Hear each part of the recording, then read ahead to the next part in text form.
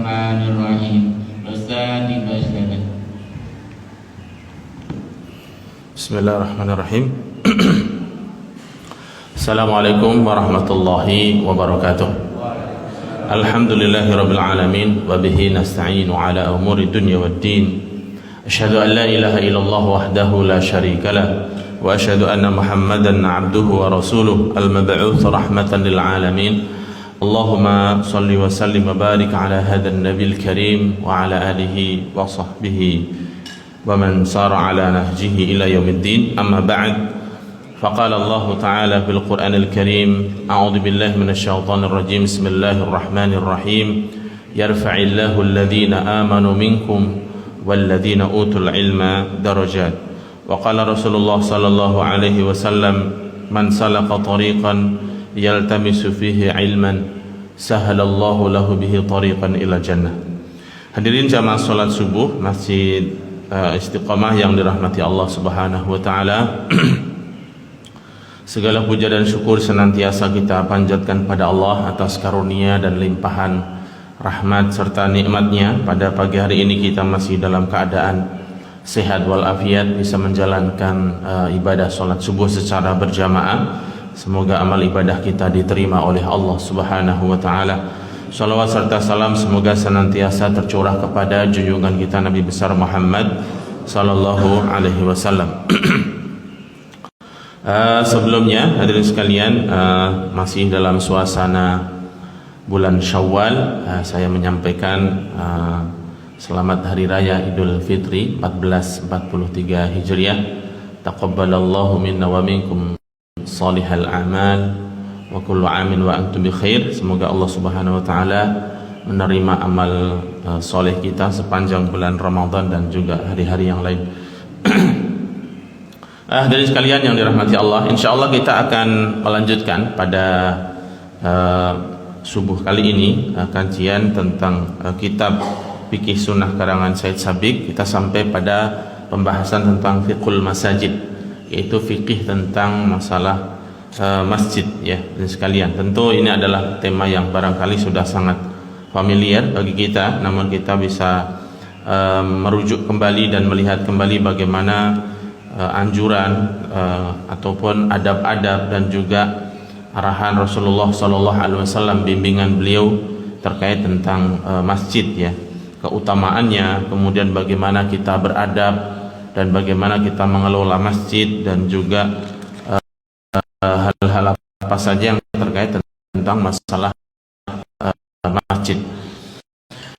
Yang pertama, hadirin sekalian, di sini disebutkan mimma ikhtassallahu bihi hadhil ummah an ja'alahu wa masjidan. Di antara kekhususan, keistimewaan yang Allah berikan kepada umat Nabi Muhammad, yaitu menjadikan semua bagian dari tanah, ya, bagian dari bumi ini merupakan masjid. Nah, ini berbeda dengan umat-umat sebelumnya, ya, di mana kalau umat-umat sebelum umat Nabi Muhammad, ketika mereka beribadah harus di tempat tertentu, ya. Kalau orang-orang Yahudi ada namanya sawami ataupun apa itu, ya, sinagog, ya. Kalau orang Kristen ada kanisa ataupun gereja dan begitu seterusnya. Adapun umat Islam ini nama tempat ibadahnya adalah masjid, ya. Namun masjid ini ada yang berupa bangunan, ya, yang memang dikhususkan sehingga disebut dengan masjid. Namun selain daripada itu, di mana saja umat Islam mendapati waktu sholat, kemudian misalnya dia berada di tengah padang pasir ataupun di hutan ataupun di mana saja, kemudian mereka harus menjalankan sholat pada waktu itu, maka tempat yang dia jumpai ini bisa dijadikan sebagai masjid, ya. Adapun kata masjid sendiri, hadirin sekalian, asal kata dari sajada yasjudu, yang berarti bersujud, ya, artinya tempat yang digunakan untuk bersujud pada Allah Subhanahu wa taala. Ini diantara kekhususan umat Nabi Muhammad, di mana kita semuanya ini bisa beribadah di mana saja, ya, di mana di situ bumi Allah, maka kita bisa beribadah atau sholat di tempat tersebut. Fa ayyuma rajulin minal muslimin, oleh karena itu siapa saja dari kalangan kaum muslimin adrakathu shalah, menjumpai waktu salat, falyusalli haitsu adrakathu, maka hendaknya dia melaksanakan salat tersebut di mana dan kapan dia bertemu dengan waktu salat tersebut. Qala Abu Dzar berkata, qultu ya Rasulullah, aku bertanya kepada Rasulullah, ayyu masjidin wudi'a fil ardi awwalan, masjid manakah yang pertama kali ada di atas muka bumi ini, ataupun yang berada di atas muka bumi ini? Qala al-Masjidul Haram. Rasulullah sallallahu alaihi wasallam mengatakan masjid pertama kali di atas muka bumi ini adalah Masjidil Haram, yaitu Ka'bah al-Musyarrafah. Ya, dalam beberapa riwayat yang membangun ini adalah malaikat dan seterusnya, ya. Kemudian pada masa Nabi Ibrahim diangkat kembali, ya, dibangun, ya, wa idyar fa Ibrahimul qawa'ida minal bait wa Ismail, dan seterusnya sampai hari ini, dan kemudian menjadi kiblat kaum muslimin. Qultu tsumma ayyun, kemudian setelah Masjidil Haram masjid mana lagi? Mungkin yang nomor 2 begitu, ya. Setelah yang tadi yang pertama, qala al-Masjidul Aqsa, yaitu Masjidil Aqsa yang ada di Palestina. Qultu kam bainahuma, berapa jarak pembangunan, ya, keberadaan antara Masjidil Haram dengan Masjidil Aqsa? Qala arba'una sanatan, 40 tahun lamanya. Tsumma qala aynama adrakat kas-shalah fasalli fahuwa masjid. Kemudian Rasulullah berkata kepada Abu Dzar, oleh karena itu di mana saja waktu salat mendatangimu, maka sholatlah, maka itu merupakan masjid, ya, di mana tempat kita sholat, ya, di bumi manapun maka disebut dengan masjid. Dalam riwayat lain disebutkan Rasulullah berkata fakulluha masjidun, ya, semuanya adalah masjid. Sekali lagi hadirin sekalian, ini merupakan satu keistimewaan yang Allah berikan kepada umat Nabi Muhammad sallallahu alaihi wasallam yang tidak diberikan kepada umat yang lain, ya.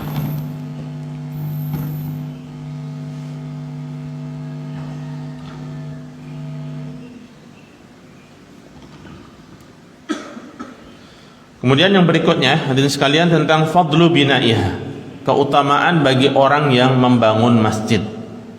Ya, tentu siapa saja yang berkontribusi membangun masjid, ya, baik mereka yang mendonasikan hartanya ataupun mereka yang mengeluarkan tenaganya untuk membangun masjid, maka Rasulullah SAW menjelaskan beberapa hal tentang keutamaan, ya, pahala yang Allah sediakan bagi orang-orang yang membangun masjid. Yang pertama, hadis bersumber dari Utsman, anna Nabi sallallahu alaihi wasallam qala, Rasulullah sallallahu alaihi wasallam bersabda, man bana lillahi masjidan, barang siapa yang membangun satu masjid karena Allah Subhanahu wa taala, yabtaghi bihi wajh Allah, yang mana membangun masjid tersebut karena mencari ridha Allah Subhanahu wa taala, banallahu lahu baitan fil jannah, maka Allah akan membangunkan baginya rumah di surga, ya. Subhanallah, hadirin sekalian, ini jadi hal yang sangat penting bagi kita untuk kita ketahui, ya, dan sekaligus menjadi motivasi bagi umat Islam di mana saja di situ ada proyek pembangunan masjid, ya. Sedikit banyak kita berkontribusi di dalamnya, ya, berdonasi di dalamnya, karena kita tidak pernah tahu infak yang mana yang diterima oleh Allah Subhanahu wa taala, ya. Boleh saja yang besar ataupun yang kecil, ya, dan nanti di akhirat kita akan mendapatkan balasannya, ya. Jadi Allah Subhanahu wa taala dalam hadis yang pertama ini disebutkan Allah akan membangunkan rumah baginya di surga. Muttafaqun alaih. Hadis ini diriwayatkan oleh Bukhari dan Muslim.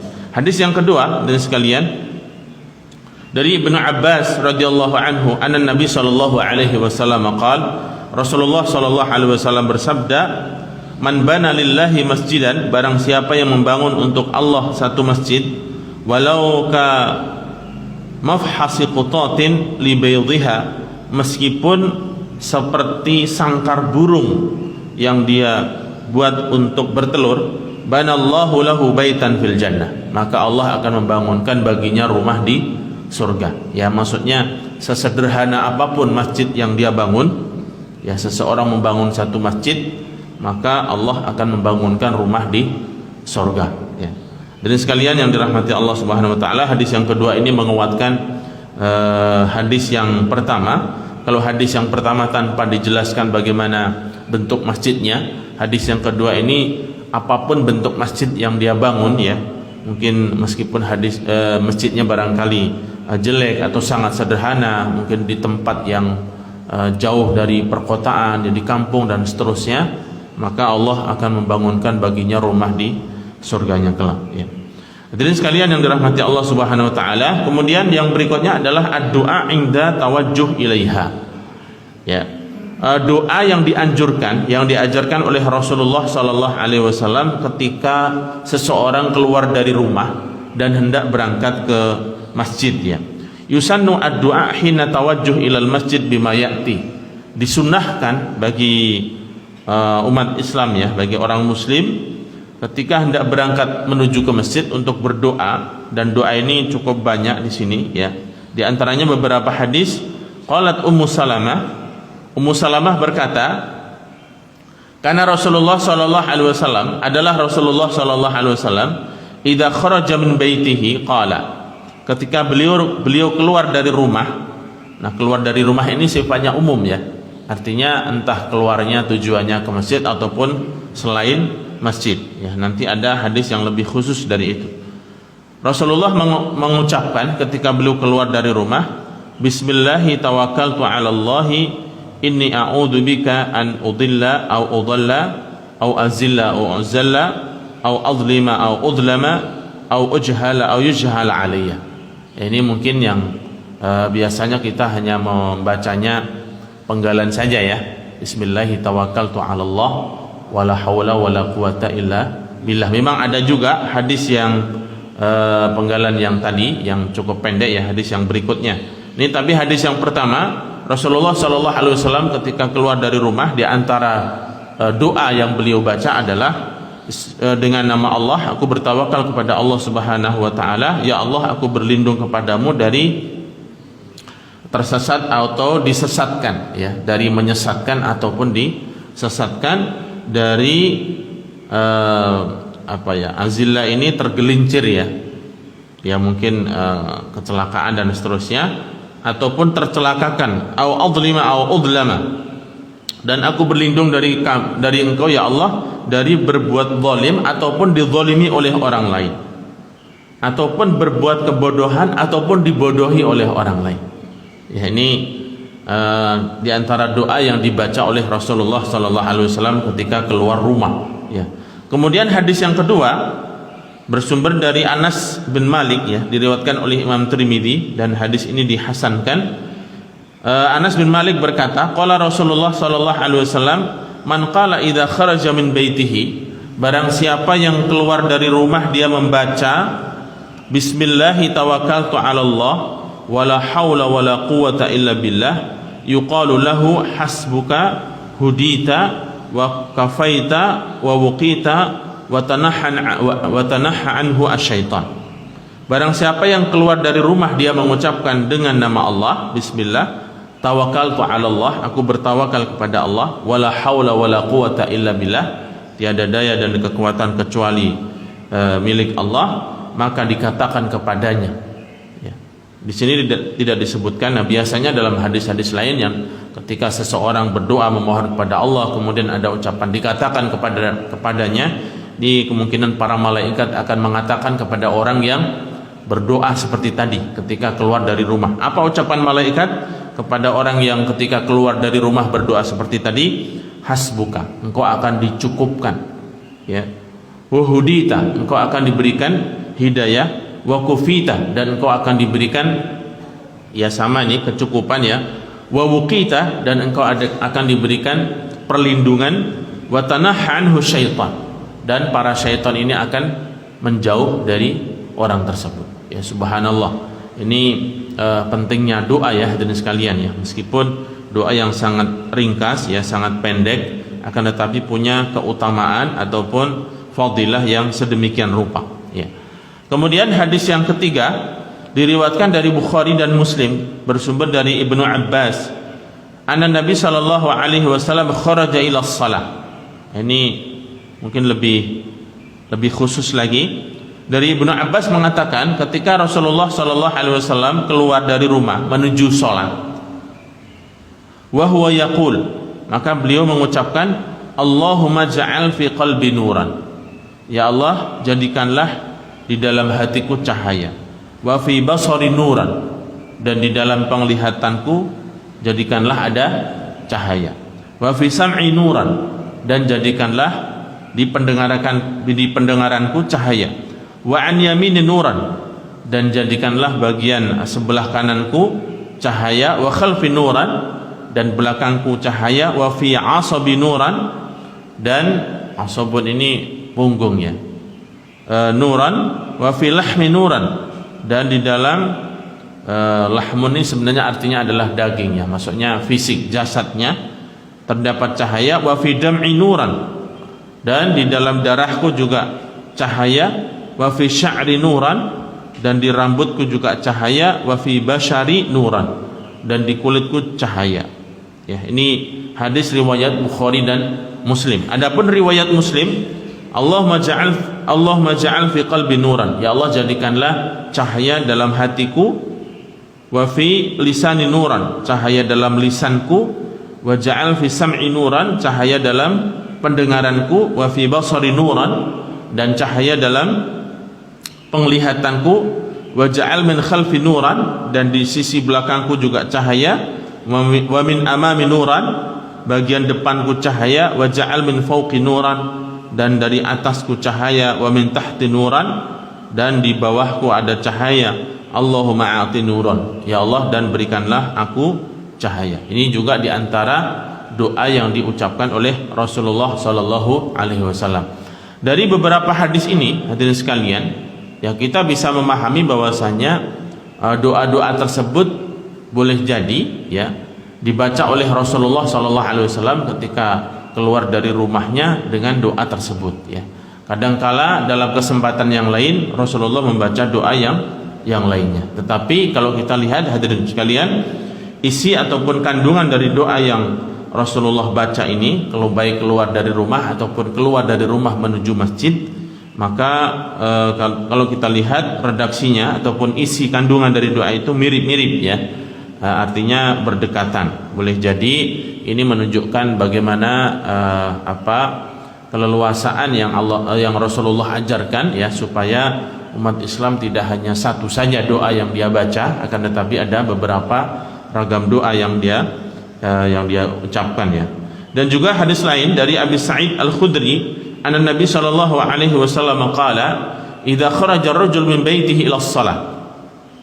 Jika seseorang keluar dari rumah menuju salatnya, faqala, kemudian dia mengucapkan, Allahumma inni as'aluka bihaqqis sa'ilin 'alaika wa bihaqqi mumsyaya hadha fa inni lam akhruj asharan wala bataran wala riya'an wala sum'atan kharajat ittiqa'a sukhtika wa ibtigha'a mardatik as'aluka an tunqidhani minan nar wa an taghfira li dhunubi innahu la yaghfiru dhunuba illa anta wakkalallahu bihi 70,000 malakin yastaghfiruna lahu wa aqbalallahu alaihi biwajhihi hatta yuqda salatahu.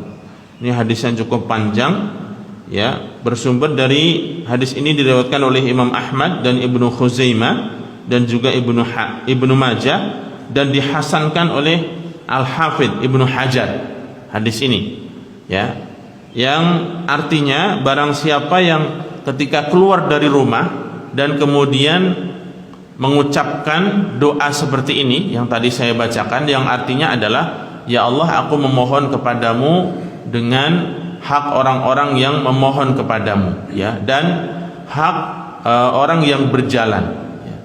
Dan aku tidak keluar dari rumah karena satu keburukan ataupun kesombongan, dan tidak keluar dari rumah karena pamer ataupun sum'ah ya.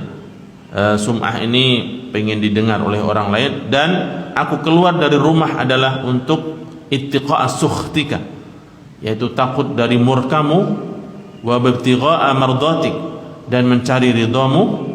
Ya Allah, aku memohon kepadamu agar engkau selamatkan aku dari neraka dan engkau ampuni dosa-dosaku, karena sesungguhnya tidak ada yang mengampuni dosa-dosa kecuali engkau.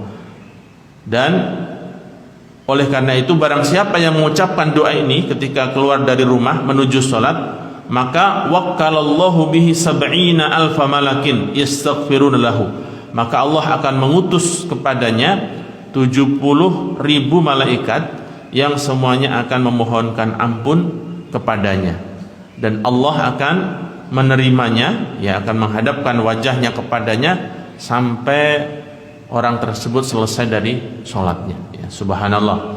Ini diantara keistimewaan ataupun fadilah doa yang diucapkan oleh seseorang ketika keluar dari rumah menuju masjidnya, ya. Memang hadirin sekalian, ini perlu upaya, ya, perlu upaya untuk menghafalnya, ya. Yang selalunya yang kita hafal adalah Bismillahi tawakkaltu 'alallahi wala haula wala quwata illa billah, ya, karena di situ sudah dicukupkan, ya, dicukupkan, dilindungi dan akan diberikan hidayah dan seterusnya. Maka itu yang pendek dan yang gampang, ya. Namun jika seandainya kita punya upaya lebih membaca ataupun menghafalkan doa-doa selain itu, tentunya lebih bervariasi, ya. Baik hadirin sekalian yang dirahmati Allah, itu adalah beberapa doa yang diajarkan oleh Rasulullah ketika beliau keluar dari rumah secara umum maupun keluar dari rumah menuju masjid, ya. Kemudian ketika seseorang sampai masjid, ya, ini tentu sesuatu yang sudah sangat familiar juga. Yusannu liman arada dukhulal masjid, disunnahkan bagi seseorang yang memasuki masjid, an yadkhulahu birijlihil yumna, hendaknya dia melangkahkan kaki bagian kanan, ya, ketika memasuki masjid, ya. Wa yaqul, dan kemudian dia berdoa, a'udzu billahil azim wa biwajhihil karim wa sultanihil qadim minasyaitonir rajim, bismillahi Allahumma shalli ala Muhammad, Allahumma ighfirli dzunubi waftahli abwaba rahmatik. Ya, ini lengkapnya, ya, lengkapnya cukup panjang. Ada pendahuluan, a'udzu billahil azim wa biwajhihil karim wa sultanihil qadim minasyaitonir rajim, bismillahi Allahumma shalli ala Muhammad, Allahumma ighfirli dzunubi waftahli abwaba rahmatik. Atau mungkin penggalan yang belakang, ya, Allahumma ighfirli dzunubi waftahli abwaba rahmatik. Ya, ini ketika masuk masjid memohon rahmat Allah Subhanahu wa taala. Wa idza arada al-khuruj, ketika seseorang hendak keluar dari masjid, kharaja birijlihil yusra, maka disunnahkan untuk keluar dengan mendahulukan kaki bagian kiri, ya. Wa yaqul, dan kemudian dia mengucapkan bismillahi Allahumma shalli ala Muhammad, Allahumma ighfirli dzunubi waftahli abwaba fadlik, ya, abwaba fadlika. Kalau tadi masuk masjid abwaba rahmatika, kalau keluar dari masjid ini adalah abwaba fadlik. Fadlun ini artinya karunia. Nah, seseorang ketika keluar dari masjid ini biasanya kemudian keluar untuk mencari karunia Allah Subhanahu wa ta'ala, mencari rezeki, bekerja dan seterusnya, maka bunyinya adalah waftahli abwaba fadlik Allahumma a'simni minasyaitonir rajim, ya Allah, lindungilah aku dari syaitan yang terkutuk. Ya, ini doa yang ketika seseorang keluar masuk ataupun keluar dari masjid, ya. Mungkin ada baiknya barangkali di pintu masjid ataupun menjelang pintu masjid ada stiker yang barangkali seseorang tidak sempat menghafalnya, ya, kemudian ditulis di stiker itu doa masuk masjid, ya, kemudian juga doa keluar masjid, ya. Itu mungkin sebagai salah satu sarana seseorang untuk mengamalkan doa-doa yang diajarkan oleh Rasulullah sallallahu alaihi wasallam. Kalau di Arab Saudi, hadirin sekalian, di beberapa masjid, ya, tidak di semua masjid, biasanya di masjid-masjid kecil, ya, itu karena di sana itu zikirnya habis sholat itu tidak dipimpin oleh imam, ya, zikir sendiri-sendiri begitu. Ya, tentunya ada sebagian orang yang mereka berilmu ya atau sudah belajar, atau sebagian yang mungkin belum belajar ya, sehingga salah satu sarana yang mereka buat itu adalah mereka membuat banner ya, standing banner begitu, banner yang berdiri kemudian ditaruh atau digantung di tembok ataupun berdiri di bagian di depan soft depan gitu, agak besar, agak tinggi, dan kemudian bisa dibaca oleh jamaah ya, bisa jamaah ketika mereka selesai zikir ya, dibaca beberapa zikir setelah sholat fardu ya, beberapa zikir setelah sholat fardu, dan biasanya yang ditulis itu adalah zikir-zikir yang sependek mungkin, yang mudah untuk dihafal oleh jamaah ya. Kadang kalau zikir-zikir yang panjang ini tidak semua orang menghafalnya. Yaitu salah satu wasilah ataupun sarana ya. Kalau di kita mungkin di sebagian masjid, tidak di semua masjid juga, yaitu dipimpin oleh imam, dan itu juga bagian dari sarana atau wasilah mengajarkan bagaimana berzikir kepada para jamaah ya. Sebatas yang saya baca, hadirin sekalian, yang saya ketahui, jika seorang imam ya selesai sholat kemudian berzikir dengan menjaharkan suaranya dan dengan niat adalah untuk mengajarkan kepada para jamaah agar bisa berzikir, maka tidak ada satupun ulama yang mengingkarinya ya. Dengan niat adalah untuk mengajarkan kepada jamaah ya. Oleh karena itu hendaknya ketika sang imam membaca zikir ya, ini dengan suara yang jelas, dengan makhraj yang jelas, sehingga jamaahnya bisa mengikutinya ya. Kalau mungkin dari suara pendengaran itu tidak begitu jelas didengarnya ya, atau mungkin jamaah tidak begitu memahami lafadznya, tulisannya, barangkali dengan tata cara atau dengan sarana tulisan itu juga bisa membantu ya. Baik, ini doa ketika masuk dan keluar masjid ya, mendahulukan kaki kanan ketika masuk dan mendahulukan kaki kiri ketika keluar dari masjid dengan doa yang tadi. Fadlu sa'i ilaiha wal julus fiha. Keutamaan orang yang keutamaan seseorang untuk berangkat ke masjid. Rawahu Ahmad wa Syaikhani. Hadis ini diriwayatkan oleh Imam Ahmad dan juga Bukhari dan Muslim dari Abu Hurairah. Anna Nabi sallallahu alaihi wasallam qala, sesungguhnya Rasulullah bersabda, man ghada ilal masjid wa raha a'addallahu lahul jannah nuzulan kama ghada wa raha. Barang siapa yang berangkat ke masjid ya, ghada ini di pagi hari, wa raha dan di waktu sore ya, maka Allah akan menyediakan baginya rumah di surga. Allah akan menjadikan baginya al-jannah nuzulan ya, tempat tinggal. Kullama ghada wa raha, setiap dia berangkat dan pulang ya, setiap dia berangkat dan pulang ke masjid, ini Allah akan menyediakan baginya, mempersiapkan baginya tempat di surga. Dan juga dalam hadis lain dari Sa'id Al-Khudri, anna Nabi sallallahu alaihi wasallam qala, idza ra'aitum ar-rajul ya'tadul masjid fashhadu lahu bil iman. Ini juga sebagai bentuk, kalau boleh dibilang, indikator ya, indikator seorang mukmin. Rasulullah bersabda, jika kalian melihat seseorang yang terbiasa datang ke masjid ya, datang ke masjid untuk sholat berjamaah ya, i'tadu itu sudah menjadi kebiasaan, fashhadu, maka berilah kesaksian kepadanya bil iman, sebagai seorang yang beriman, yang mukmin. Jadi cukup mudah ya hadirin sekalian dalam Islam ini, dalam menilai seseorang ya, di antara indikatornya adalah seseorang yang rajin berjamaah ke masjid, maka kita bisa memberikan kesaksian sebagai orang yang mukmin. Qala Allah azza wa jalla, kemudian Rasulullah membaca firman Allah, innama ya'muru masajidallahi man amana billahi wal yaumil akhir. Sesungguhnya hanyalah yang memakmurkan masjid-masjid Allah itu orang-orang yang beriman kepada Allah dan yang beriman kepada hari akhir ya. Ini semakna dengan tadi ya, bahwasanya orang yang terbiasa datang ke masjid, memakmurkan masjid, maka kita memberikan kesaksian kepadanya sebagai seorang yang beriman. Hadis yang berikutnya, fadilah keutamaan seseorang yang berangkat ke masjid ya. Dari Abu Hurairah, Rasulullah sallallahu alaihi wasallam bersabda, "Man tatahhara fi baitihi."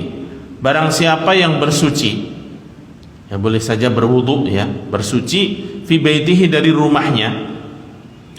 Thumma masya ila baitin min buyutillah. Kemudian berangkat ke masjid, ke rumah Allah.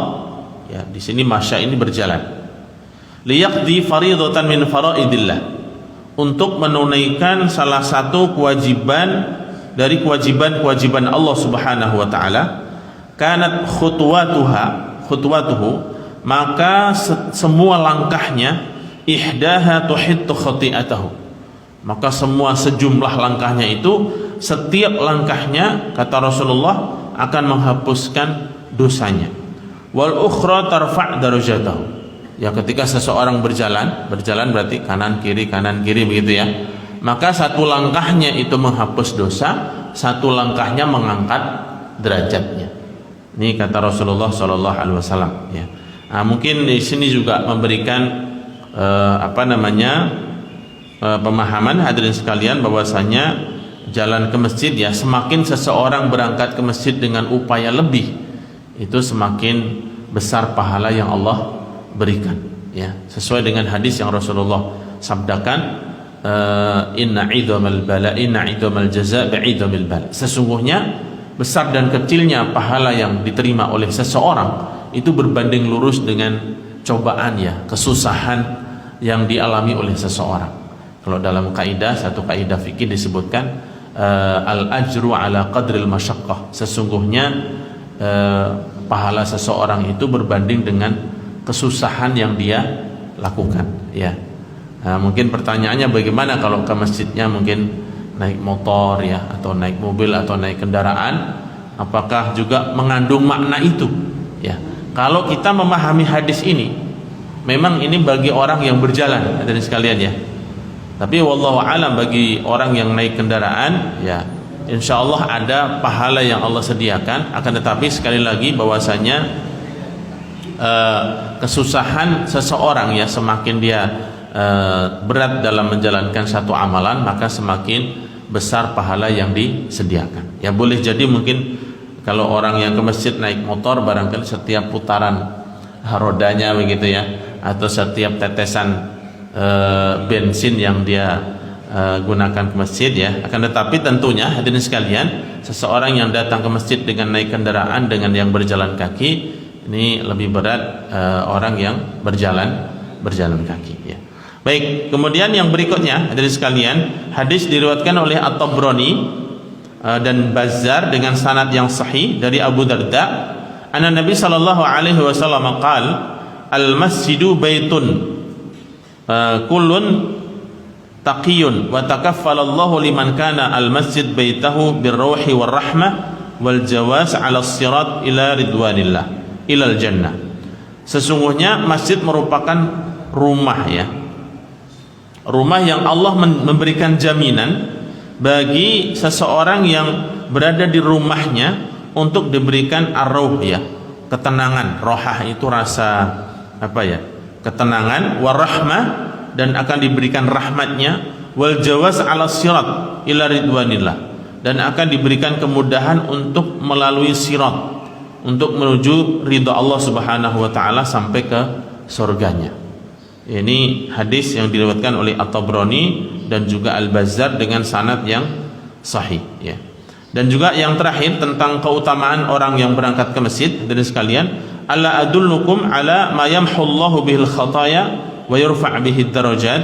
Maukah aku tunjukkan satu amalan yang dengannya Allah akan menghapuskan dosa-dosa dan akan mengangkat derajat? Maka sambungannya adalah hadis tadi, yaitu berjalan menuju ke masjid. Setiap langkahnya, langkah kaki kanannya menghapuskan dosa, langkah kaki yang lainnya akan mengangkat derajatnya. Subhanallah hadirin sekalian ya. Ini tentu motivasi ya, karena nanti ada beberapa hadis yang menunjukkan tentang bagaimana jika umat Islam itu sudah tidak banyak ke masjid lagi. Oleh karena itu, siapa lagi yang bisa memakmurkan masjid kecuali orang-orang muslim, orang-orang yang beriman. Kemudian berikutnya hadirin sekalian tentang penghormatan terhadap masjid ya. Ini beberapa adab ketika seseorang masuk masjid, apa yang harus dilakukan. Rasulullah sallallahu alaihi wasallam bersabda, "Idza jaa ahadukum al-masjid falyusalli sajadatain qabla an yajlis." Jika salah seorang di antara kalian masuk ke masjid atau datang ke masjid, maka hendaklah dia melakukan sholat 2 rakaat sebelum dia duduk, yang biasa disebut dengan tahiyatul masjid. Tahiyah ini artinya penghormatan ya hadirin sekalian. Oleh karena itu seseorang yang masuk ke masjid dalam arti yang di situ ada bangunannya ya, maka seseorang disunnahkan untuk melakukan tahiyatul masjid sebelum dia duduk. Ya, ini mungkin yang sudah sangat familiar bagi kita, dan pertanyaan yang sering muncul adalah bagaimana ketika kita masuk masjid dan misalnya sebentar lagi sudah iqamat ya. Apakah kita melakukan sholat tahiyatul masjid ataukah sholat qobliyah, sholat yang akan kita lakukan? Misalnya kita masuk masjid untuk sholat zuhur, ya misalnya kita lihat di jam, ya tanda jam tersebut misalnya tinggal 2 menit begitu, 3 menit, sehingga hanya cukup untuk melakukan sholat 2 rakaat. Maka kita hendaknya melakukan sholat qobliyah zuhur, ya karena dengan melakukan sholat qobliyah zuhur ini insya Allah juga sudah mengandung tahiyatul masjid. Intinya hadirin sekalian, seseorang ketika masuk masjid itu tidak langsung duduk ya. Kalau bahasa Jawanya itu tidak lenggang kangkung ya, tidak diam saja kemudian langsung duduk ya, tetapi hendaknya diawali dengan sholat ya. Bahkan dalam mazhab Abu Hanifah, sholat tahiyatul masjid ini hukumnya wajib. Hal ini diantaranya didasari dengan hadis tadi dan juga hadis di mana ketika Rasulullah SAW khutbah Jumat. Rasulullah ketika khutbah Jumat ya sedang melaksanakan khutbah, ada seorang laki-laki yang baru datang dan kemudian langsung duduk. Maka Rasulullah bertanya, "Hal sholaita raka'atain?" Apakah kamu sudah sholat 2 rakaat? Maka laki-laki itu mengatakan, "Belum." "Tidak wahai Rasulullah." Maka Rasulullah mengatakan, "Qum fasalli."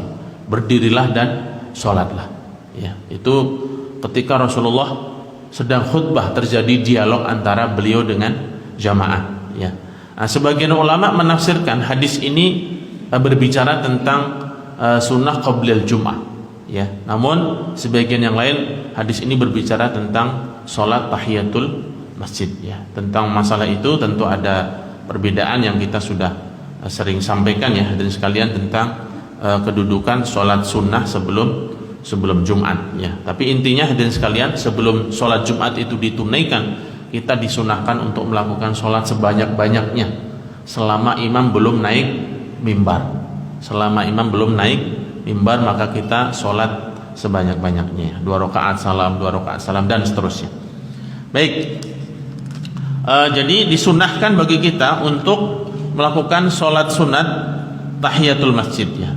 Adapun keutamaannya hadirin sekalian, Rasulullah bersabda, "Sholatun fil masjidil haram."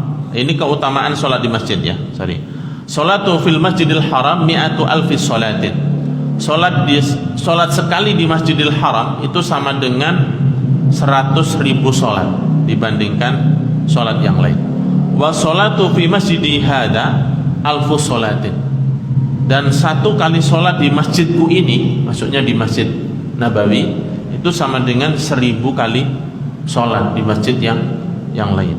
Wa fi Baitul Maqdis, dan 1 kali sholat di Baitul Maqdis, Masjidil Aqsa yang ada di Palestina, itu nilainya 500 sholatin, 500 sholat dibanding di masjid biasa ya.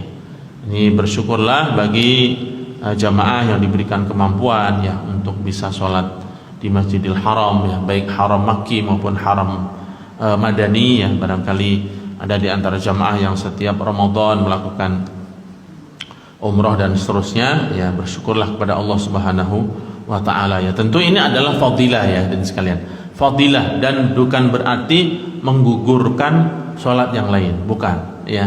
Jadi jangan kemudian berpikir pulang dari tanah haram masih punya banyak celengan, celengan itu tabungan begitu ya. Kemudian nyampe di rumah sholatnya nyantai-nyantai saja ya kan. Saya kan sekali sholat di sono 1000 kali sholat ya, bahkan 100.000. Jadi pulang ke rumah mungkin sholatnya masih sudah tercover dengan sholat yang ada di tanah suci. Tidak demikian ya hadirin sekalian. Jadi ini berbicara tentang keutamaan ya, fadilah.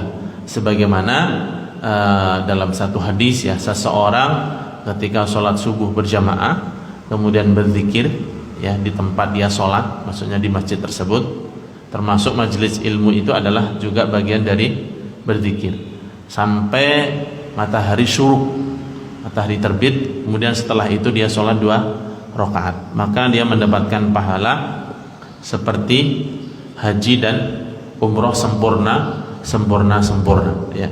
Ini bukan berarti menggantikan haji dan umroh ya, bukan hadirin sekalian ya. Misalnya Pak Agus mau ke masjid pagi-pagi, mau kemana Pak Agus? Mau haji dan umroh misalnya ya. Jadi bukan maknanya menggugurkan kewajiban haji dan umroh, akan tetapi fadilah, keutamaan atau pahala yang Allah sediakan bagi orang yang mengamalkan amalan ibadah tersebut itu sedemikian rupa ya. Kemudian yang berikutnya dari sekalian, keutamaan sholat di masjid. Rasulullah SAW bersabda, "Sholatun fi masjidi hada," satu sholat di masjidku ini, maksudnya Masjid Nabawi, "afdal min alfi sholatin," lebih baik daripada, lebih utama daripada 1000 sholat, "fima siwahu," dibandingkan di masjid lain, "minal masajid ilal masjidil haram," kecuali dibandingkan dengan Masjidil Haram. "Wa sholatun fil masjidil haram afdal min sholatin fi masjidi hada bimi'ati sholatin," dan satu kali sholat di Masjidil Haram, Haram Makkah ya, ini lebih utama sebanyak 100.000 sholat dibandingkan masjidku ini ya, kata Rasulullah SAW ya. Kemudian Rasulullah juga bersabda, "La tushaddur rihal illa ila thalathati masajid," tidaklah dilakukan perjalanan safar ya, rihlah, kecuali ditujukan kepada 3 masjid, Masjidil Haram, wa Masjid Hada, wal Masjidil Aqsa, yaitu ketiga masjid itu merupakan tujuan rihlah ya, wisata rohani kalau boleh dibilang bahasa sekarang ya, dan sekalian. Oleh karena itu mungkin ada sebagian jasa jasa travel ya, travel jasa keberangkatan haji dan umroh yang biasanya dilanjutkan ataupun dengan plus ya, plus ziarah ke beberapa ke Masjidil Aqsa dan seterusnya. Nah, ini memang ada sunnahnya hadirin sekalian ya, termasuk ziarah ke Masjidil Aqsa ini dianjurkan, dan juga ke Masjid Nabawi juga dianjurkan, apalagi Masjidil Haram ini karena memang tempat kita menjalankan haji dan umroh ya. Jadi itu memang disunahkan ya hadirin sekalian. Adapun berangkat ke masjid secara umum itu tentu diperintahkan untuk kita menjalankan sholat di dalamnya, ataupun ziarah-ziarah yang lain selain ke tempat ini, ke tempat 3 masjid itu, apakah dianjurkan ataukah tidak ya, tergantung maksud dan tujuannya ya. Misalnya ziarah ke para makam ya, ke kuburan dan seterusnya. Ziarah kubur itu hukumnya mubah. Apa hadirin sekalian? Hukumnya mubah, dibolehkan ya. Dulu pernah dilarang oleh Rasulullah, tapi kemudian setelah itu diperintahkan. Nah, apabila ada perintah yang jatuhnya setelah larangan, itu dalam usul fikih mempunyai makna mubah ataupun boleh ya. Dalam satu hadis disebutkan, "Kuntu nahaitukum an ziyaratil qubur fazuruha fa innaha tudzakirukum lil akhirah." Dulu aku, kata Rasulullah, melarang kalian dari ziarah kubur, maka berziarahlah. Nah, perintah Rasulullah berziarahlah ini ada setelah tadinya ada larangan. Maka sekali lagi dalam kaidah usul fikih, ketika ada teks baik itu Al-Quran maupun Sunnah yang di situ ada perintah, namun perintah itu datangnya setelah tadinya ada larangan, maka perintah ini mempunyai fungsi apa? Mubah, yaitu boleh ya. Jadi ziarah kubur itu hukumnya boleh karena diantara manfaatnya, tujuannya adalah mengingatkan seseorang untuk hari akhirat. Dalam hadis lain juga Rasulullah bersabda, "Aktsiru min dzikri hadimil ladzat," ya, perbanyaklah dari mengingat sesuatu yang menghancurkan kenikmatan, maksudnya adalah kematian, ya. Jadi sekalian, kemudian berikutnya tentang zukhrufatul masajid, tentang menghias masjid, ya. Membaguskan masjid dan menghias masjid. Rawahu Ahmad wa Abu Dawud wa Nasa'i wa Ibnu Majah wa sahahahu Ibnu Hibban. Hadis ini disahihkan oleh Ibnu Hibban dari Anas bin Malik bahwasanya Rasulullah sallallahu alaihi wasallam bersabda, "La taqumus sa'ah hatta yatabahan nasu bil masajid." Hari kiamat tidak akan terjadi sampai manusia itu berlomba-lomba dalam membangun masjid. Hadirin sekalian. Jadi salah satu tanda akan datangnya kiamat itu adalah seseorang berlomba-lomba membangun masjid, ya. Membangun masjid itu bagus atau tidak bagus, hadirin sekalian? Bagus, ya, bagus. Tapi di sini ya tabaha, ya berbangga ataupun ya berbangga dalam membangun masjid, ya. Ya'ti 'alan nasi zamanun yatabahawna bil masajid thumma la yu'ammirunaha illa qalila. Ini lanjutan dari hadis tadi. Akan datang satu zaman di mana manusia itu berlomba-lomba untuk membangun masjid, ya. Yatabahawna itu yatafakhurun, ya berbangga dengan bangunan masjid yang dia punya, ya.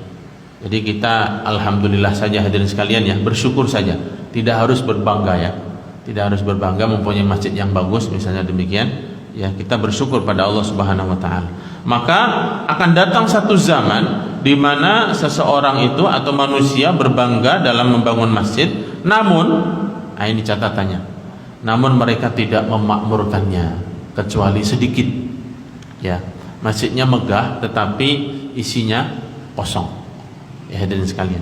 Oleh karena itu hadirin sekalian, alangkah indahnya seandainya ramainya masjid setiap kali sholat fardu itu sama dengan ramainya waktu sholat Jumat. Ini luar biasa.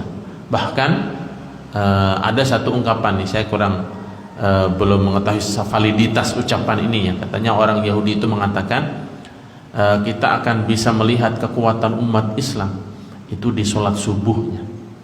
Manakala umat Islam sholat subuhnya ini jumlahnya sama seperti ketika mereka sholat Jumat, maka ketahuilah itu umat Islam ada kebangkitan, gitu, ya. Nah, ini kalau kita saksikan hadirin sekalian, yang hadir sholat subuh ini biasanya sudah ya usia pensiun, ya hadirin sekalian, ya, yang sudah sudah senior semua, ya. Nah, itulah kekuatan umat Islam, ya. Seandainya pergi berjihad berperang itu kemungkinan yang akan berangkat itu yang tua-tua itu, ya.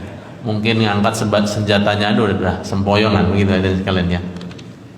Oleh karena itu hadirin sekalian, bapak-bapak, ibu-ibu yang punya anak, ya, saudara dan seterusnya, marilah kita berusaha, ya, mengajak mereka, ya, mengenai nanti diterima ajakan kita atau tidak, ya, untuk memakmurkan masjid. Ini bagian dari tugas umat Islam, ya, untuk memakmurkan masjid, ya. Nah, jadi salah satu tanda kiamat atau datangnya tanda-tanda kecil kiamat itu adalah masjid dibangun secara megah, namun yang memakmurkan sedikit, ya. Termasuk Masjidil Haram juga hari ini sangat megah sekali, ya. Hadirin sekalian, namun perlu kita pahami bahwasanya tanda kiamat itu tidak selalunya dipahami atau dimaknai sebagai makna, ya, sebagai konotasinya itu sesuatu yang jelek, tidak selalunya, begitu, ya hadirin sekalian, ya. Artinya tidak selalunya tanda kiamat itu dipahami sebagai sesuatu yang negatif. Akan tetapi memang sesuatu yang pasti akan terjadi, begitu, ya. Kecuali kalau yang munculnya Dajjal, munculnya Ya'juj Ma'juj dan seterusnya, ini tentu sesuatu yang negatif. Nah, terkait dengan masjid ini, ya, memang Rasulullah mengatakan akan datang satu zaman di mana masjid-masjid itu bagus. Yang tidak bagusnya itu adalah di mana masjid bagus tapi yang memakmurkan sangat sedikit. Dan ini akan terjadi, begitu, ya. Dan akan terjadi dan kita, ya, harus mensikapinya. Bagaimana mensikapinya? Kalau kita sebagai orang yang paham, ya, mungkin dalam tanda kutip supaya kiamat ini kita tunda, begitu, marilah kita makmurkan masjid, ya. Karena di antara akan datangnya kiamat itu adalah manakala masjid bagus tapi jamaahnya sedikit. Itu akan datang kiamat. Tapi kalau jamaahnya banyak, ya mungkin akan tertunda. Ya begitu hadirin sekalian, karena kiamat ini akan terjadi dan yang akan menyaksikan kiamat itu adalah orang-orang yang kufur, ingkar pada Allah Subhanahu wa taala. Insyaallah sebelum kiamat itu datang, orang-orang yang di dalam hatinya masih ada keimanan itu dimatikan oleh Allah Subhanahu wa taala. Ya dalam satu hadis ya, nanti di antara tanda akhir zaman ya, sebelum datangnya kiamat itu akan ada angin yang berhembus dari arah Yaman, yang setiap orang menghirupnya itu akan meninggal.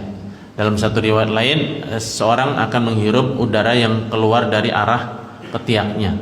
Saya kurang tahu apakah karena bau ketiak sampai dia meninggal ya, tetapi dari arah ketiaknya itu ya, kemudian dia meninggal. Maka hati-hatilah nanti ketika menjelang hari kiamat, tiba-tiba ada orang, saudara-saudaranya pada meninggal, dia hidup sendiri. Ini berarti tandanya tadi hadirin sekalian ya, seseorang yang di dalam dirinya masih ada keimanan itu akan dia akan meninggal. Nanti jangan bangga, oh pada mati semua.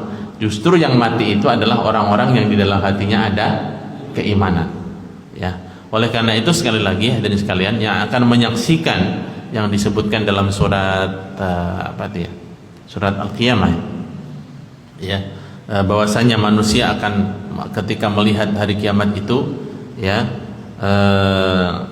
idza ja'atis sa'ah ya, bunyi ayatnya astagfirullah sallallahu alaihi wasallam, yauma tarawnaha tadhalu kullu murdi'atin amma arda'at wa tad'u kullu dhati hamlin hamlaha wa taran nasa sukara wa ma hum bisukara walakinna 'adzaballahi syadid. Pada hari kiamat itu kalian akan menyaksikan ya, seorang ibu yang menyusui itu akan melepaskan bayinya akan ditinggalkan. Seorang ibu yang hamil tiba-tiba akan melahirkan ya, saking dahsyatnya. Dan kalian akan menyaksikan pada hari itu seorang seperti dalam keadaan mabuk, sempoyongan, padahal mereka tidak sedang mabuk, akan tetapi azab Allah itu sangat pedih. Nah, yang digambarkan dalam ayat ini para ulama tafsir itu adalah orang-orang yang kafir, orang-orang yang ingkar pada Allah Subhanahu wa taala, yang akan menyaksikan dahsyatnya hari kiamat. Ya, adapun orang-orang beriman ini sudah dimatikan oleh Allah Subhanahu wa taala. Oleh karena itu hadirin sekalian, dari hadis ini marilah kita berupaya untuk memakmurkan masjidnya. Hadis yang berikutnya, Anna Umar amara bi bina'il masjid faqala akinna an-nas minal matar wa iyyaka an tuhammir aw tusaffir fataftanna an-nas. Umar bin Khattab ketika beliau menjabat sebagai seorang khalifah ya, memerintahkan untuk membangun masjid ya, Masjid Nabawi itu diperbaiki. Kemudian beliau mengatakan, buatlah atap masjid supaya manusia itu terhindar dari hujan ya, dan jauhkanlah kalian dari mewarnai ya, memerahkan ataupun menguningkan, sehingga manusia akan terfitnah dengan warna-warni tersebut. Rawahul Bukhari mu'allaqan. Hadis ini diriwayatkan oleh Imam Bukhari secara mu'allaq ya. Kemudian berikutnya hadirin sekalian, tandhifuha wa tatyibuha. Perintah untuk masjid ini agar dijaga kebersihannya dan kesuciannya. Dari Ibnu Hibban dengan sanad yang baik dari Aisyah radhiyallahu anha, anna Nabi sallallahu alaihi wasallam amara bi bina'il masjid fid dur wa amara biha an tunadhaf wa tutayyab. Rasulullah memerintahkan agar masjid itu dibangun di fidur, itu di satu wilayah, satu daerah, satu desa ya, dan memerintahkan juga agar masjid itu dijaga kebersihannya dan kesuciannya ya. Tandhif, nadhafah itu kebersihan, kalau tatyib itu ya wanginya, bersih secara aromanya ya, ini masjid ya.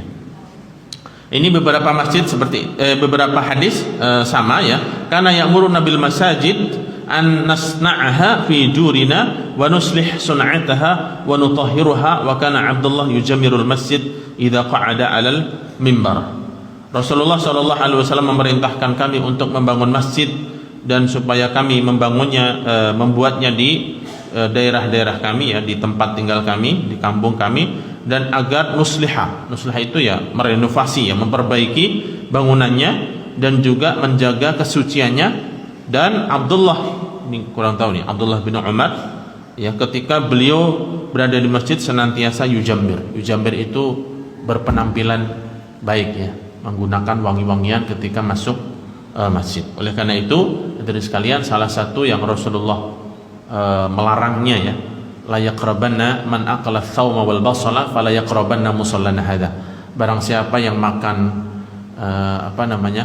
bawang putih dan bawang merah ya, maka jangan sekali-kali mendekati masjidku ini ya. Ini maksudnya bukan berarti kita sama sekali tidak boleh makan bawang merah dan bawang putih ya, Pak.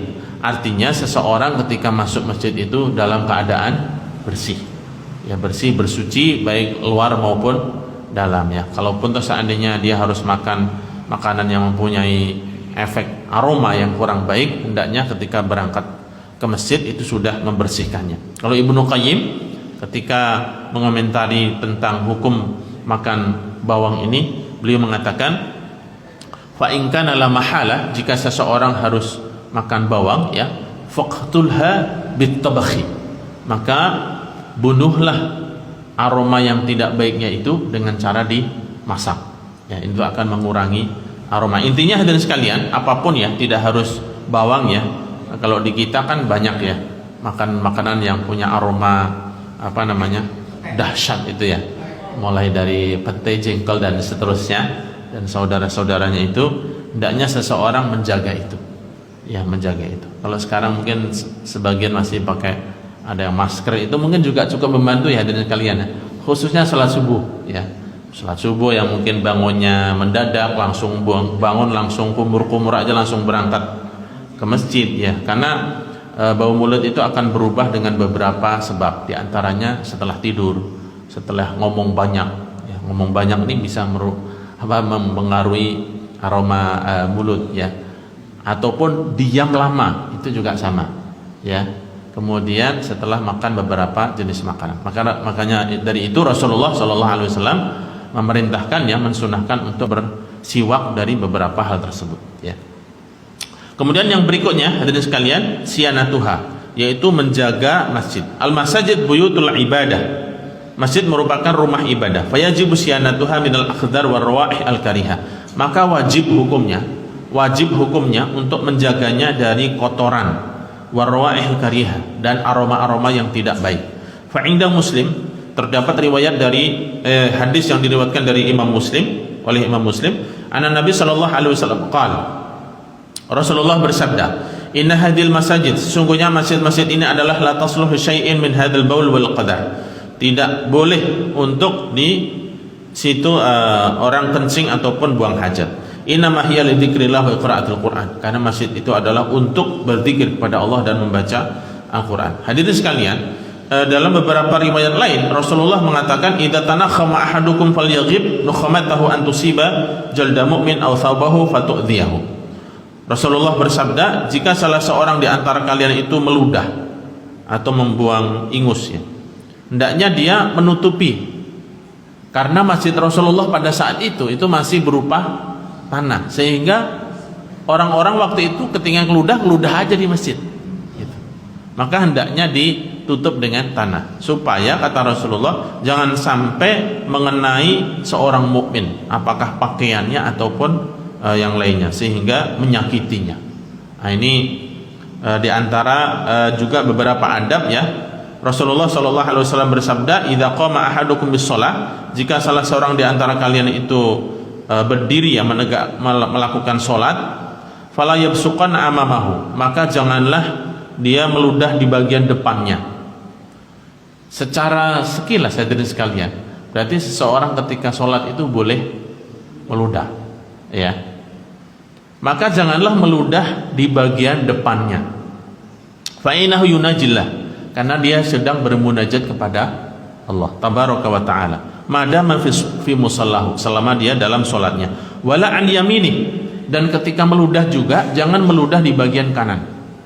Fa inna an yaminihi malakan, karena di bagian kanan kita itu ada malaikat. Wal yabsuq an yasarihi aw tahta qadamihi fayadfanuha. Maka bagaimana tata cara atau adab meludah? Hendaknya dia meludah di bagian kiri atau arah kaki kiri, kemudian dia menutupinya dengan tanah ya, ataupun dengan debu ya. Ini diantara adab ya.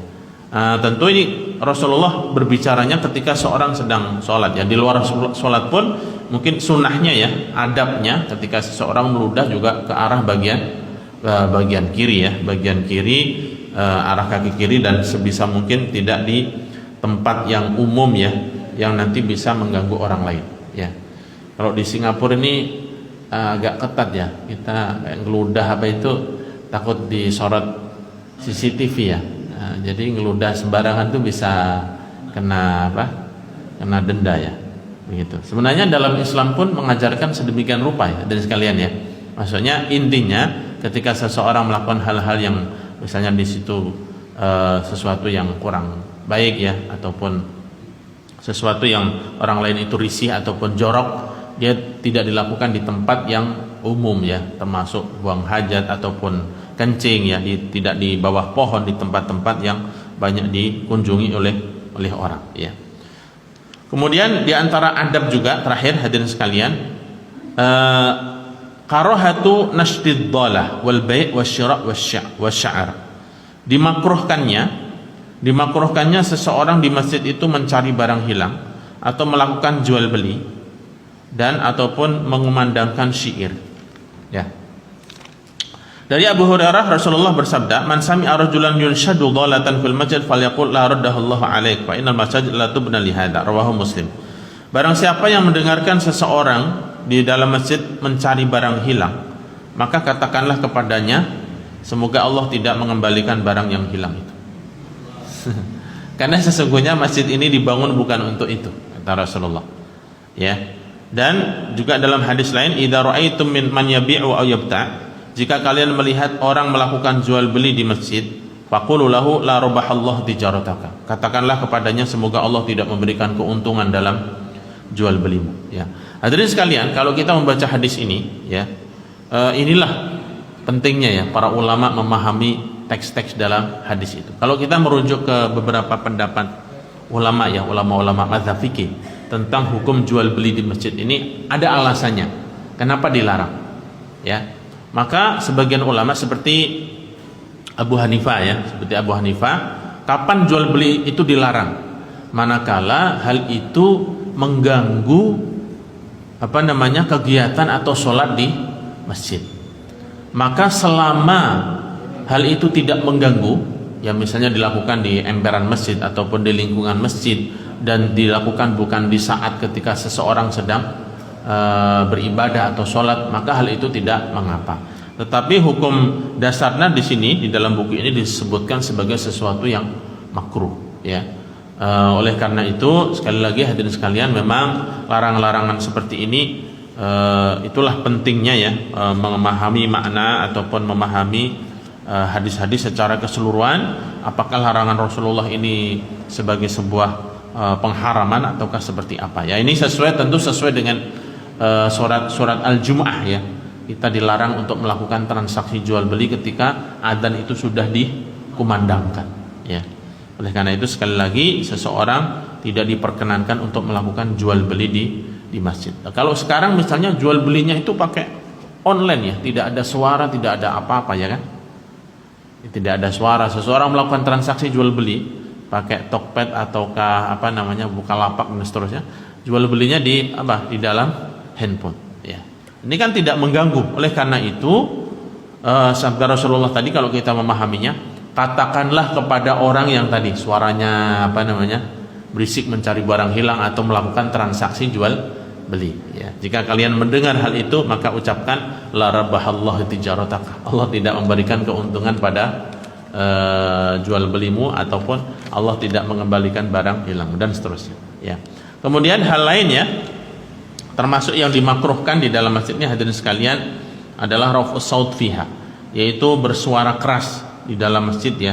Yahrumu raf'us saut ala wajhi yushawwishu 'alal musallin. Diharamkan seseorang untuk mengangkat suara yang hal itu bisa mengganggu orang-orang yang sedang salat, walau biqiraatil Quran, meskipun dengan membaca Al-Quran. Wa yustasna min dzalika darsul ilmi, dan hal itu dikecualikan orang-orang yang melakukan kajian ya di masjid ya. Ini tentu sesuatu yang berbeda. Seperti tadi ya, misalnya seseorang mengajarkan zikir dan seterusnya. Dari Ibnu Umar, anna Nabi sallallahu alaihi wasallam kharaja 'ala nas wa hum yusallun wa qad 'allat aswatuhum bil qira'ah faqala innal musalli yunaji rabbahu 'azza wa jalla falyanzur bima yunajih wa la yaj'ar ba'dukum 'ala ba'din bil Qur'an.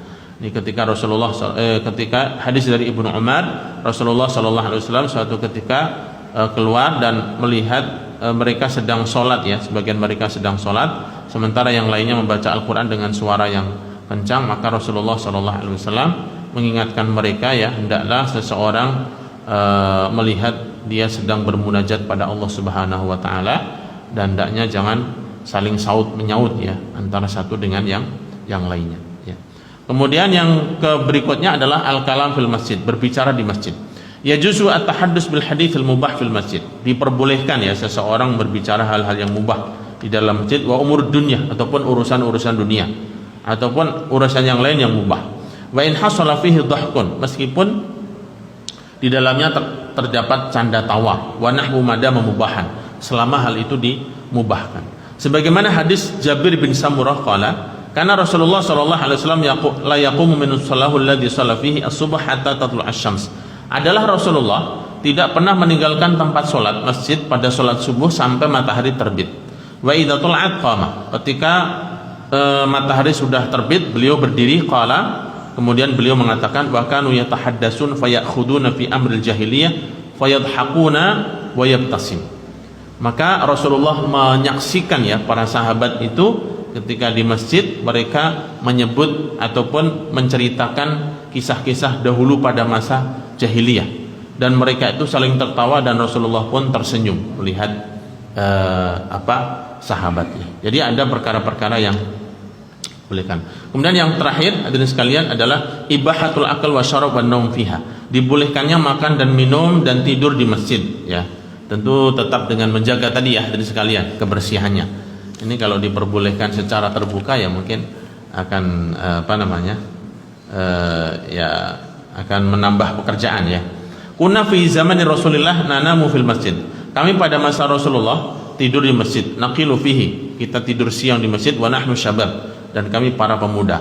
Ya, ini intinya hukumnya adalah diperbolehkan. Kemudian yang terakhir sekali hadirin sekalian adalah at-tashbikul asabi. Yukrahu tashbikul asabi itu begini hadirin sekalian. Ya, menyela-nyelakan tangan ya ketika menunggu sholat di masjid ya. Yukrahu tashbikul asabi' indal khuruj ila shalah wa fil masjid inda intidariha. Dimakruhkan seseorang itu menyela-nyelakan jarinya ya, menangkupkan jari ketika dia keluar menuju sholat ya ke masjid dan ketika sedang menunggu sholat. Wala yukrah fima ada dalik, namun tidak dimakruhkan selain daripada itu. Jadi yang dimakruhkan itu adalah ketika sedang menunggu sholat ya, ketika sedang menuju sholat ataupun kita berangkat ke masjid, namun tidak hal yang lain. Fima ada dzalik, tidak dimakruhkan hal yang lain walau kana fil masjid, meskipun dia berada di masjid. Hadis dari Ka'ab berkata, Rasulullah bersabda, "Idza tawaddaa ahadukum," jika salah seorang di antara kalian itu sudah berwudu, fa ahsana wudu'ahu, kemudian dia sudah menyempurnakan wudunya, tsumma kharaja 'amidan ila masjid, kemudian berangkat menuju masjid, fala yashbikanna baina asabihi fa innahu bis shalah, maka janganlah dia menangkupkan jari-jarinya, karena sesungguhnya ketika seseorang sudah selesai wudu dan menuju masjid itu sudah dicatat sebagai pahala salat ya. Kemudian dalam hadis lain dari Sa'id Al-Khudri, dakhaltul masjid ma'a Rasulillah fa idza rajulun jalisun wasatul masjid muhtabiyan mushbikan asab, idza kana ahadukum fil masjid fala yashbikanna fa inna tashbika minasyaitan wa inna ahadakum la yazalu fi shalatin makana fil masjid hatta yakhruja minhu. Rasulullah pernah masuk masjid dan ada seseorang yang sedang duduk dalam keadaan menangkupkan jari-jarinya. Kemudian Rasulullah memberikan isyarat supaya tidak begini. Tapi orang tersebut sepertinya tidak menangkap isyarat Rasulullah, sampai Rasulullah kemudian bersabda, jika salah seorang di antara kalian berada di masjid ya menunggu sholat, maka janganlah menangkupkan jari-jarinya, fa innahu minasyaitan, karena itu adalah bagian dari perbuatan syaitan. Dan sesungguhnya seseorang ketika dalam masjid yang menunggu sholatnya selesai wudhu, itu dia sudah dicatat sebagai pahala sholat sampai selesai. Ya. Baik hadirin sekalian yang dirahmati Allah Subhanahu Wa Taala, itulah beberapa hal terkait tentang fiqhul masajid, ya, hukum yang terkait dengan masjid, mulai dari keistimewaan makna masjid dan kemudian doa menuju masjid, pahala bagi orang yang membangun masjid ataupun berkontribusi, ya, membangun masjid, dan beberapa hal lain terkait tentang hal itu. Ya, saya yakin sekali lagi materi ini sudah sangat familiar bagi kita untuk mengingatkan kita kembali bagaimana seharusnya kita bermuamalah memberlakukan masjid. Terlebihnya dari sekalian adalah kita makmurkan masjid kita. Sekali lagi kita berusaha, ya, dari sekalian yang punya anak, ya, khususnya laki-laki punya saudara kerabat, kita usahakan untuk kita ajak memakmurkan masjid. Demikian kajian kita pada pagi hari ini, semoga bermanfaat bagi kita semuanya. Aku qouli hadza astaghfirullahaladzim. Sallallahu ala nabiyina Muhammadin wa ala alihi wa sahbihi wasallam. Alhamdulillah, saya kembali